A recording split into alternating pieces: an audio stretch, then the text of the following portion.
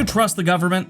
Have you ever? If you're like most Americans, the answer is no, and in some cases, that's a hard no. Today, we're looking at the results of a survey done by Gallup where they asked people questions about their trust in state government. Gallup came up with an overall percentage of the population that trusts the government. In the beginning, we have some states that have so much faith in politicians, they either have their head in the clouds or they just don't care enough to pay attention. All the way down to number 50, where everything's a giant conspiracy by the man. So get on the tinfoil hats and let's take a look. Number 1, North Dakota. North Dakota is the champion of state government trust, which means either the government is doing something right or the residents are too practical to waste energy on permanent outrage and identity politics. Probably all of that. Now, they're not without drama in North Dakota. Their drama, especially this big one, goes all the way back to the early 1900s, when the then governor, William Langer, got into a little bit of a saga. This guy started forcing all state employees to donate part of their salary to a political party he was involved in. Now, in North Dakota, this is not illegal and it was sort of common, maybe a traditional practice. But that's not what the federal government did. They found it illegal at the time. So when he forced federal highway workers to donate, it became a felony. He was convicted and the North Dakota Supreme Court ordered him removed from office. So instead of leaving peacefully, Langer signed a Declaration of Independence of North Dakota, declared martial law in Bismarck, and barricaded himself in the governor's mansion. Eventually, he relented when his own officers refused to recognize his authority. Only North Dakota could treat that as a rough patch and still come out as America's most trusting state.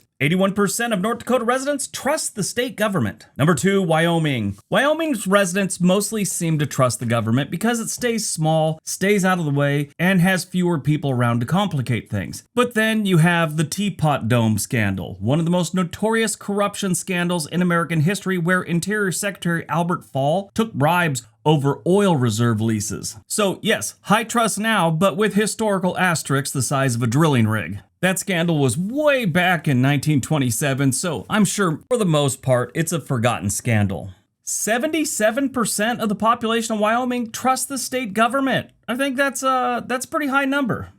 Number 3, Utah. Utah's trust level is so high it practically needs seatbelts. Strong institutions, community cohesion, and lower visible corruption all help the trust level here. That's really amazing, especially when you consider that their latest scandal was just 13 years ago. Their attorney general in 2013 resigned following bribery and corruption allegations. Now, to be fair, after a high-profile investigation, he was acquitted of all charges back in 2017. But typical of the United States, nobody remembers the acquittal, they just remember he had charges against him. But having a high trust level doesn't mean zero rot. It just means that the rot usually has to work harder to really bubble up to the top. 75% of Utah residents trust the state government. Number 4, New Hampshire. New Hampshire trusts the government more than almost anyone, while simultaneously acting like they'd rather fist fight a tax form than fill it out. That contradiction is part of New Hampshire's charm. Now, they're not immune from any kind of scandal or corruption or anything like that, but they've just never had much that's major that have brought them to the spotlight. And this helps their stat. 69% of the population trusts the state government. Now, if you think the place is so far a little cynical, we haven't even got to the places where corruption feels less like a scandal and more like a local tradition. That's coming soon. Number 5, Montana. Montanans like their government lean, distant, and preferably too busy plowing snow to bother them much. That independence probably helps explain their high trust, but history still provides a warning label. Now, one of their biggest political scandals came way back in the early 1900s when William A. Clark literally bribed his way into the Senate seats he was looking for. It was the Gilded Age of corruption at full opportunistic volume, which for the time was a very on-brand move for a state filled with boomtowns that had to do with mining. These days, 68% of the people in Montana still trust the government. Number 6, Nebraska. Nebraska's nonpartisan legislature gives an aura of sensible restraint, like the state is too busy balancing books to do anything stupid. Then you remember the Franklin Credit Union scandal. Now, this was a big deal for Nebraska. There was a guy named Lawrence Larry King Jr., a prominent Nebraskan Republican power broker and manager of Franklin Community Federal Credit Union, and he was the center of the scandal. He was sentenced to 15 years in federal prison for this. Now, there were allegations of abusing and trafficking too, very very Epstein-esque type thing. In the end, he wasn't convicted of any of that, but some of the accusers were put in jail or convicted of perjury. So that's that. But still, Nebraska, they trust their politics, or at least 67% of the population does. Number 7, Minnesota. Minnesota has strong institutions, serious civic culture, and residents who often believe government should function like a well-maintained public library. That being said, they're caught up in one of the biggest scandals in the country currently. I will tell you right now, so a little note to this one, they get an asterisk because this study was done before this scandal took place, or at least blew up on the media, so there's that. But corruption isn't totally new to Minnesota. If you go all the way back to the early 1900s, you had Albert Alonzo Doc Ames. He was the Minneapolis mayor, and this man was involved in all kinds of corruption, which included rigged gambling schemes called the Big Mitt Game, and allowed gambling halls and brothels to operate freely. He was convicted in 1903, and later on the Minnesota Supreme Court overturned it. But back to the current things going on in Minnesota, just if you watch the news or anything like that, you'd think that this is how this state's been forever. This is actually kind of rare for them, and that's why their trust score is pretty good. 66% of the population trust the government, or at least they did before the latest scandal. Number 8, Alaska. Alaska's a weird one, because Alaskans trust their state more than most Americans do, which is impressive considering their government has to operate over impossible distances and permanent logistical headaches. They also have a large indigenous population, which whenever there's a lot of indigenous people, they tend to not like the government, trust the government, or want anything to do with the government. They'd like the US government to just go away. But they're doing pretty good at 65. That is a good score, especially when you consider they have one of the biggest conspiracy theories going on in their state right now. Now this one has to do with the federal government, but people always bring this one up. There's a conspiracy theorist thing that is often discussed about a high-frequency active auroral research program, or HARP, if I butchered the name, sorry. It's in Alaska, and there's claims that this is a weapon used to manipulate weather and mind control. Give me a minute, I want to tighten up my tinfoil on my hat. Yeah, this one's been going on for years, and it's really not the state, but it is a big conspiracy going on in the state. This is a federal thing. That being said, I think the state does a pretty good job here in Alaska because it is a massive undertaking to govern a state this big. They have villages so remote that if you need law enforcement, like a state trooper or something like that, you got to make a call, and they might not even get out there for a week or so. And I would just assume that, if law enforcement and other infrastructure things and other government entities never seem to be around because the state's so frickin' big, you'd think that they'd start to get a little bit of a distrust for the state, but they got a pretty good score with 65. Not bad. Number 9, Delaware. Delaware is small enough that it often feels like a corporation wearing a trench coat and pretending to be a state. Now, the trust in Delaware is fairly high, and that's because the state runs with less melodrama than most other states. I mean, the only thing they've had in the last handful of decades was one of the governors accepted free flights or something like that. Nothing major, and that helps play into the reason people in Delaware trust the government. Now, I know some of you want to bring up Joe Biden. He was the senator of Delaware for many years, but that's really not the state government. On top of that, he's never been brought up on any kind of corruption charges or any charges whatsoever. So there's that. 65% of Delaware's population trusts the government. Number 10, South Dakota. South Dakota ranks high in trust, but the Gear Up scandal was the kind of nightmare story that stains a place for years. This was a program meant to help low-income students, and it became wrapped in allegations of misuse, and the saga eventually intersected with a horrifying family death. Yeah, the whole family, not just one or two members, the whole family. South Dakota's normally one of those states that flies under the radar when it comes to scandals and things like that, but this one was a pretty big deal. Still, a majority of the people in South Dakota say they still trust the government. They won't trust you if you call it Pierre. It's Pierre is their capital city. 64% of South Dakota's population still trust the government.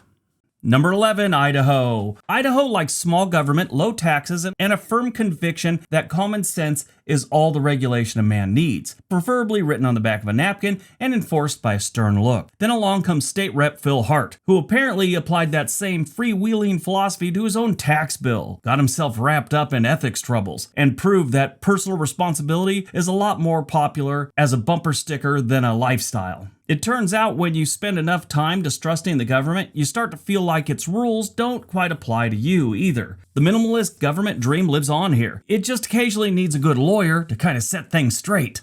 Idaho likes their state government a whole lot more than they like the federal government. So when you ask them how they feel about the state government, you get a much different answer than their federal government feelings. On another survey, not the Gallup one, I saw that in Idaho, only about 24% of the population trust the federal government. But as far as the state government goes, 63% trust the state of Idaho. Good job. Number 12, Maine. Mainers don't hate their state government so much as they regard it with the weary tolerance of someone who's learned to live with a drafty window. It's annoying, it's always been there, and fixing it seems more trouble than it's worth. Might as well just put on another sweater. They'll show up at town halls, vote in every election from governor down to animal control officer, and still maintain a healthy suspicion that Augusta is probably up to something. Not something dramatic. Mainers don't do dramatic. More like something mildly inefficient, vaguely expensive, and totally unsurprising. Trust in the government here isn't blind faith, it's more of a squint. A practical, frostbitten squint that says, we're watching you, and we have nothing to do all winter but watch you. 62% of Maine residents trust the state's government. Okay, now we're getting into states where residents don't just distrust the government, they expect disappointment the way people in Seattle expect drizzle. Number 13, Wisconsin. People in Wisconsin expect their government to function the way a Good Friday fish fry goes. Reliable, unpretentious, and over before anyone gets too excited. They're not starry-eyed about their elected officials. They're Midwesterners. These people express deep affection by not actively complaining about it. But they do expect a certain baseline of orderly, joyless competence from Madison. If something goes wrong, they don't demand a recall. They're not at the Capitol building with pitchforks and torches. They just go to the local coffee shop and lower their voice slightly and say something damning like, well, that's a shame. For Wisconsin, that's a pretty harsh tone. The government here is tolerated the way cold weather is tolerated. You just endure it and wait for sunnier days. And they all sleep better at night knowing they're not Illinois, so that's a plus. 61% of Wisconsin's residents trust the government. 14, Iowa. Iowa's reputation is stable, sober, and Midwestern enough not to be freaked out when they've been driving for 2 hours and there's nothing but cornfields on the side of the highway. Now, in the past, they've had some very minor fraud situations with politicians, and they're not scandal-proof. It's not terrible here. And for the most part, the people of Iowa trust their government, and they expect a certain amount of respect and responsibility from them. And when they do have a scandal, they kind of treat it like it's family business. They don't want to publish their dirty laundry, it seems like. And that's why 61% of their population trust the state government. Number 15, Washington State. Yes, we're not talking about Washington, D.C. We're talking about the evergreen state, Washington. Washington has a strong economy and a self-image that whispers, we are better than this, which makes scandals taste even worse. And they've had their fair share of them, but for some reason, a majority of the people still trust the state government. Now, I'm sure if you separated this state by east and west, you'd get totally two different answers. But at the end of the day, it sits above 50%. Yeah, the east side of the state, they really are not fans of the governor or anything else going on in the state government. And on the western side, where everyone makes all the money, it's a little bit of a different story. Sure, they'd like Seattle to get fixed, but they all make a whole bunch of money on the west side, so they're not too upset about it. 60% of Washington's population trusts the state government. 16, Vermont. Vermont usually doesn't get wrapped up in the political corruption scandals. They're very dependable when it comes to no drama. I mean, these people are the type of people that get upset if they go into a restaurant and they find out the syrup is actually counterfeit. It's not from Vermont. But they're not without drama. They're not without corruption or fraud or anything like that. It has happened, but nothing in the last 50 years that has hit serious headline news. They did have some Medicaid fraud a few years back. That was about it. And when I say that's not a big deal, yeah, it's always a big deal when there's fraud. But when you compare it to other things going on in the world where people might have close to $1 billion in fraud, a few million gets pushed to the back page of the newspaper. And because of that, 60% of the people trust the state government in Vermont. Number 17, Oregon. Oregon has that smug, educated hippie reputation, and it works pretty good right up until you open up the ledger and find a live raccoon in it. They had a prison food scandal one time involving corruption tied to contracts and a fugitive businessman. And this proved that government meal services can become a greasy little empire if no one's watching. This one I find a little strange at where they are on this list because I live here. I live just outside the Portland metro area, and people I talk to really don't trust the state or especially the local government here in the Portland metro area. And then we have the same problem that Washington state has. The eastern side of the state absolutely hates the government. The western side, we're still bothered by them, but we don't actually hate them and want to, run them out of town on a rail. Our biggest problem here is they just want to tax us to death. I'm sure that can be said for most states, but it's getting bad here. Portland's just dysfunctional. That's their biggest problem. But all that being said, still 59% of the people in Oregon trust the state government. All those of you that say that's got to be wrong, I agree with you, but that's the numbers that they came up with. This isn't my opinion. The numbers aren't, at least. I still have my opinions on things, but the numbers are the numbers from a survey run by a very reputable organization. 18, Colorado. Sticking with that educated hippie vibe, we find ourselves in Colorado. It's just like Oregon, but with a little western tint to it. Colorado likes to advertise itself as outdoorsy, modern, and better organized than the average state. Then Denver's convention center bid rigging scandal arrives to remind everyone that mountain air does not automatically purify the procurements. Now, the allegations are pretty straightforward. There was confidential information given to someone that helped them with their bid for a $233 million project. This makes the locals start wondering if competitive bidding is just something they say to make them feel better. But still, Colorado, 58% of their population says the state government's doing a good job and they trust them. All right, the next few are special. These are places where the public didn't lose faith all at once. It got chipped away, scandal by scandal, budget fight by budget fight, until trust was basically a spare tire. Number 19, North Carolina. North Carolina can't quite decide what it wants to be, southern or suburban, barbecue or biotech, charming traditional or aggressively modern. And its relationship with the state government reflects that same relentless identity crisis. Residents will brag about the Research Triangle in one breath and complain about Raleigh in the next, which is essentially the state pastime. They're not cynical, just experienced. Years of watching the legislature lurch from one culture war skirmish to the next has given the people of North Carolina a little bit of exhaustion. Trust in government here is less of a feeling and more of a negotiation. Conditional, regional, and deeply dependent on what part of the state you're standing in. The mountains think the coast doesn't get it, the coast thinks the mountains are behind the times, and everyone agrees that whatever Raleigh is doing, it probably could have been handled better. 56% of North Carolina's population trusts the government.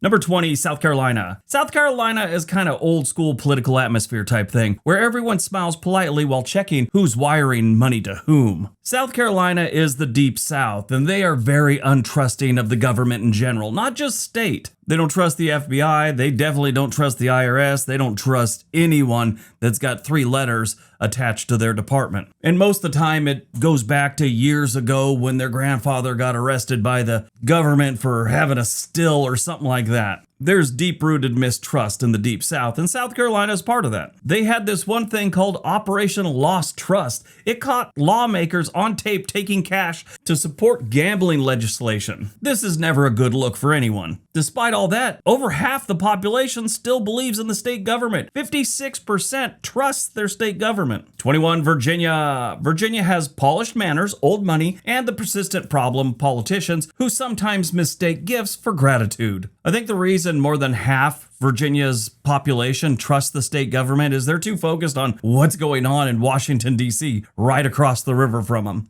Then when you look back at your own state government, you're, oh, they're not doing that bad. 56% of Virginia's population trusts the state government. 22, Texas. Texas trusts the state government more than you'd expect, especially for a place that turns anti-government suspicion into barbecue seasoning. The trust in their state government goes way back to when they were their own country, their own republic. So they still have a little of that feeling that they're us. They're not the politicians and the people. They're just all trying to get Texas to run better and be better. That being said, they're almost middle of the road here. 55% of Texas residents trust the state government.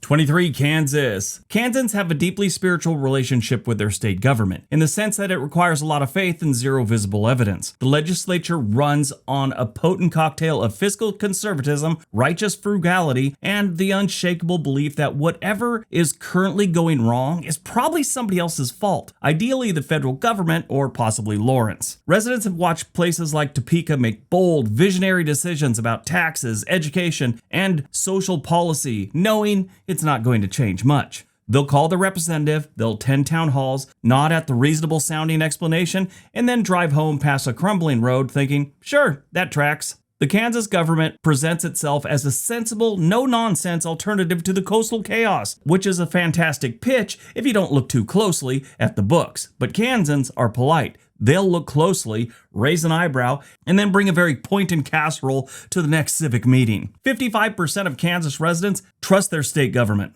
24. Arizona. Arizona's relationship with the state government is best described as a hostage negotiation where both sides have gotten a little too comfortable. Residents approach their legislature the way you'd approach a scorpion in a boot, with caution, a flashlight, and a grim acceptance that this is simply part of living there.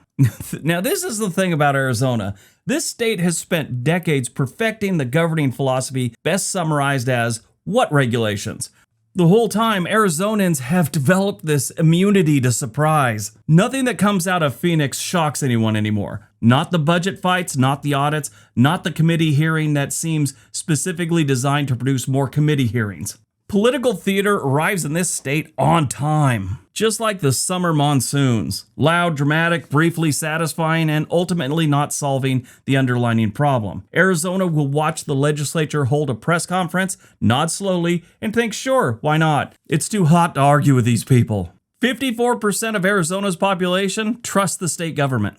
25. Georgia. Georgia has the energy of a real estate developer that just discovered espresso, convinced that everything is about to pop, that the numbers are going to work out, and that this time the plan is bulletproof. The state has been announcing its own renaissance for about 40 consecutive years now, which is either inspiring or exhausting, depending on how long you've lived there. Atlanta is always 6 months away from being a world-class city, and the legislature is always on the verge of getting its act together, and the new session is always going to be the one where they finally get things fixed. Georgia politics move at the speed of a Waffle House at 2 a.m. Chaotic, surprisingly busy, and somehow always out of exactly what you want. State government presents itself as the engine of the New South. Dynamic, business-friendly, relentlessly forward-looking, while residents nod along and quietly wonder if anyone is watching the gauges. It's not that Georgia doesn't trust its government, it's just that they've developed a specific emotional callus. Every time confidence starts to build, somebody in a committee room makes a decision so insanely avoidable that the whole state has to sit down with a glass of sweet tea and stare at the middle distance for a while. But 54% of Georgians still trust the state. 26. Indiana. Indiana's government is often described as functional, which is polite code for not on fire this week. The Hoosier state has had quite a few scandals over the year. Nothing as bad as its neighbor, Illinois, but they've had some pretty rough headlines that didn't put them in the finest light. I think the smartest thing for the state government to do is to give Gary, Indiana to, let's say, Illinois. I think if Canada was willing to accept it, they'd give it to them. That would probably raise the trust level in Indiana quite a bit. Indiana's just middle of the road when it comes to its politics, though. And that's why 54% of Hoosiers trust their state government. 27. Missouri. Missouri is a state that will look you dead in the eye and tell you that everything is fine while the ceiling slowly comes down. Jefferson City, the state capital, is where you will find the legislature, and they have a gift for taking completely manageable situations and transforming them into something that requires a flow chart and federal aid by the end of it. Residents have absorbed this. They had to. You could only white knuckle civic optimism for so long. Missouri is a very interesting state. Like a lot of other Midwest states, they've had some incidents in the past that have been, on the political corruption side of things. Seems like every decade or so they get some really unflattering headlines for a few years. Then everything's forgotten and they just go about their life. And that's why about 54% of them trust their state government. 28. Florida. Florida doesn't just merely produce scandals, it breeds them in captivity and then releases them into the wild. My favorite corruption thing with the state government was actually local cops, but the Miami River theft case, where crooked cops allegedly stole drugs from a bust and ran their own criminal boutique? This was in the mid-'80s, so they've had some time to recover from that gem. But there always seems to be something going on with politics in Florida, and it's rarely flattering. 53% of Floridians trust the state government.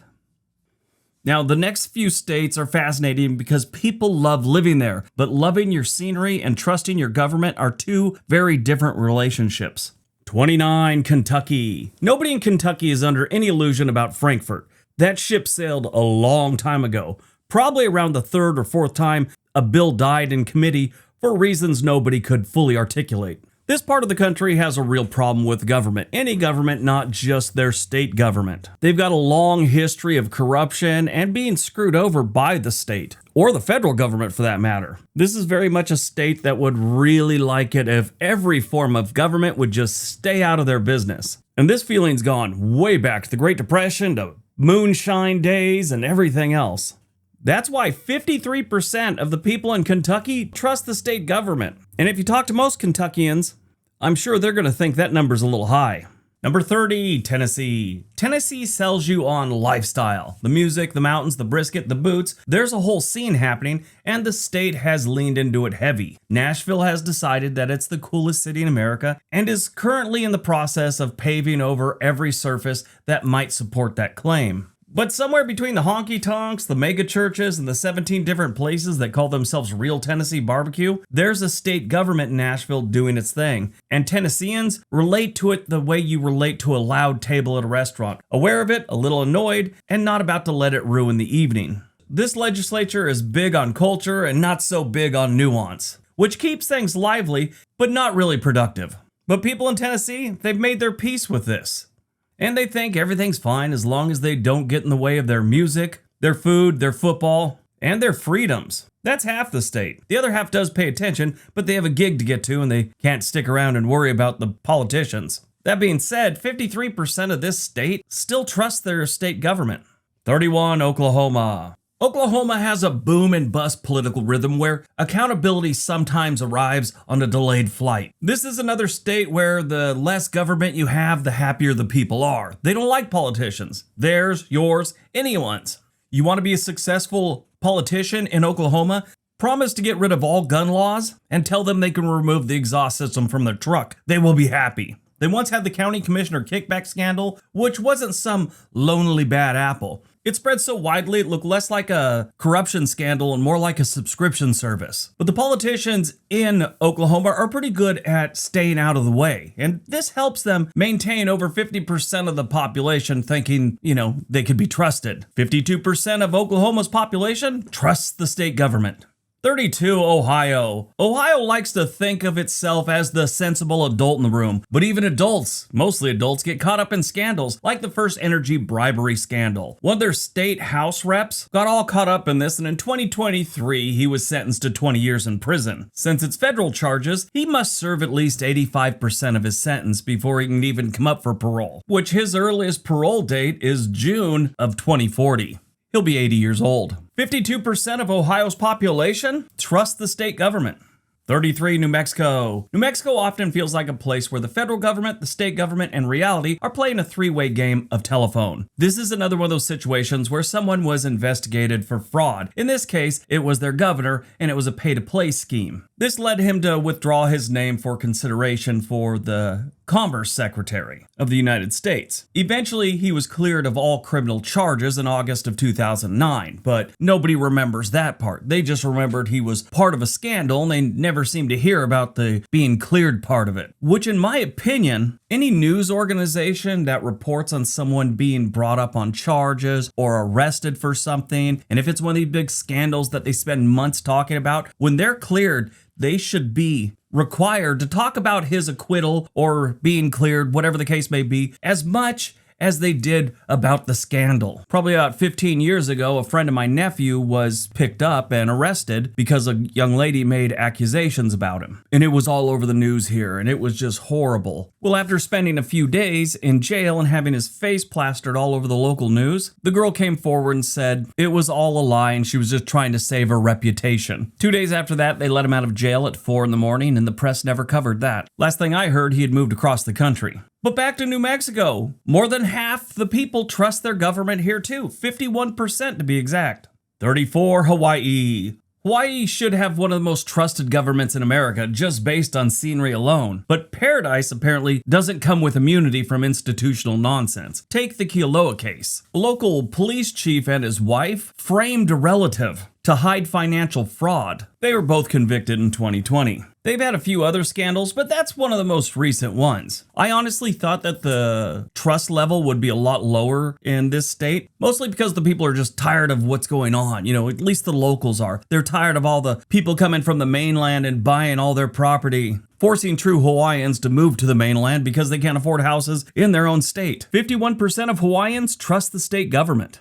35, Arkansas. Arkansas has that quiet, polite front porch look until the political history starts talking. Whitewater became one of those scandals that turned the local mess into a national obsession, with land deals, savings and loan troubles, and years of investigative smoke. Even though the Clintons were never charged in that investigation, the whole episode helped make the state politics feel like a foggy swamp full of expensive paperwork. Everyone remembers the Whitewater case. I mean, if you're old enough. If you're 15 to 20, you probably have no idea what I'm talking about, but I'm sure you've heard that people think the Clintons are corrupt. This is another thing. They were never convicted of that. Clinton just got in trouble for trying to hide an affair, but the original investigation never produced any charges against the Clintons. Now, that was back in the 1990s and 80s, so some time has gone by, and trust has been restored a little bit to the state. Right now, 51% of their population trust the state government.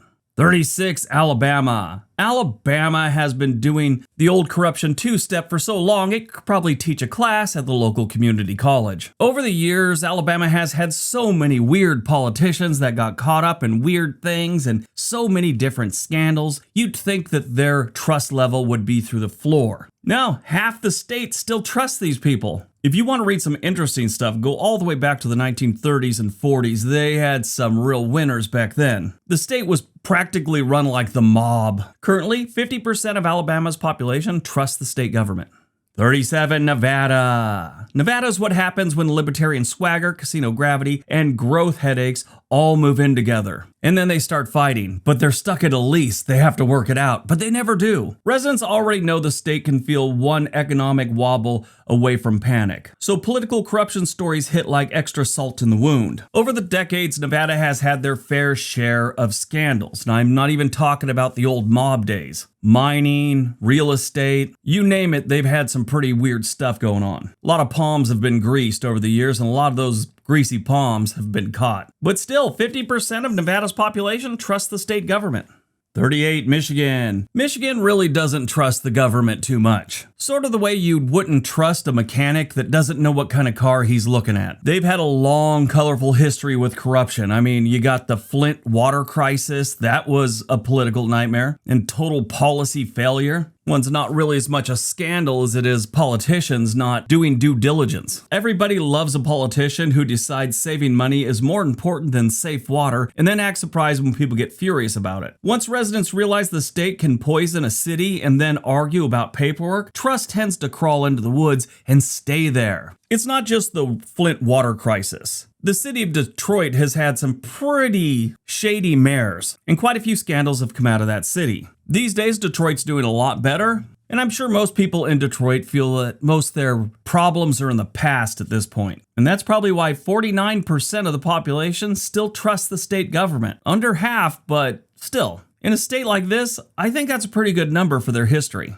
39, West Virginia. West Virginia residents have watched institutions promise rescue for decades and then ghost the population after a photo shoot. This state has been in bad shape for so long, and there's been so many different things that the government should have done for these people that they never did. The coal industry collapse could have been handled better. The opioid epidemic could have been handled better. So many different things have gone wrong, and so many opportunities for politicians to do the right thing, and they never seem to. Now, I love West Virginia. I'm not ragging on them at all. It's a great state, wonderful people. I've always had a problem with their politicians. I haven't the first clue on how to run a state, but I bet I could do it better. Still, 49% of the population trust the state government in West Virginia. 40. Massachusetts. Massachusetts loves competence in theory, which makes its scandals feel extra offensive, like finding out that a straight-A student has been selling test answers behind the gym. This state has a history of politicians treating licenses and permits like a toll booth for their own benefit, and the whole time screaming about good government. And this is a state that prides itself on brains, so corruption lands like a personal insult. People of Massachusetts really don't put up with a lot of nonsense like that. I think this is a state that's just seen it all over the decades, and they're just a little jaded when it comes to all government, not just the state government. 48% of Massachusetts residents still trust the government. 41. California. Here they are, everyone. And it's not number 50. I know you're all shocked. But yeah, California has Hollywood levels of production value and DMV levels of emotional damage. If you've never been to the DMV in California, it is shockingly bad. It's like every single person working at the DMV is going through a bad divorce, they have hemorrhoids, and they're at a job with a line of people they have to help that goes out of the building. The DMV in California is a freaking nightmare. Ask anyone that's ever lived there. They'll tell you the same thing. I had to go to the DMV when I first moved to Oregon. The first time I go to the DMV, the girl there was pleasant. She helped me. She smiled. I went there expecting a fight and expecting to be aggravated when I left. I think I walked in the building, took one of those little numbers I get at a deli. They called my number within 5 minutes. I went up to the counter. The girl helped me. I was out of the building in like 25 minutes. In California, the same ordeal would have been 3 hours. Easily on a slow day. And that's a very minor thing when you consider all the other things going on in California. They've always got several scandals going at one time. Bell, California is a small suburb in the Los Angeles metro area. It's only about 2.5 square miles, and at the time when all this scandal happened, they only had about 35,000 residents. At the time, about 1 in 6 residents lived below the poverty line. Bell's per capita income back then was about $24,000 annually. Well, in July of 2010, the Los Angeles Times started investigating another city not too far from there, and they found some information about Bell. So they kind of shifted gears and started investigating Bell. Well, a series of investigations found that several city officials were getting paid way too much. To give you an idea how bad this was, at the time the governor was Arnold Schwarzenegger. He said the typical salary for a council member in a city the size of Bell would be about $4,800 a year. All of the part-time city council members collected almost $100,000 a year in Bell. Even the police chief was being overpaid. He was overseeing a department of 46 people. His annual salary was about $450,000, which is 33% higher than the LAPD chief at the time, Charlie Beck, who oversaw almost 13,000 employees, and he only made $300,000 a year. So yeah, that one was bad, but they've had plenty of other things in California. But to this day, almost half the population still trusts the state government, 47% to be exact.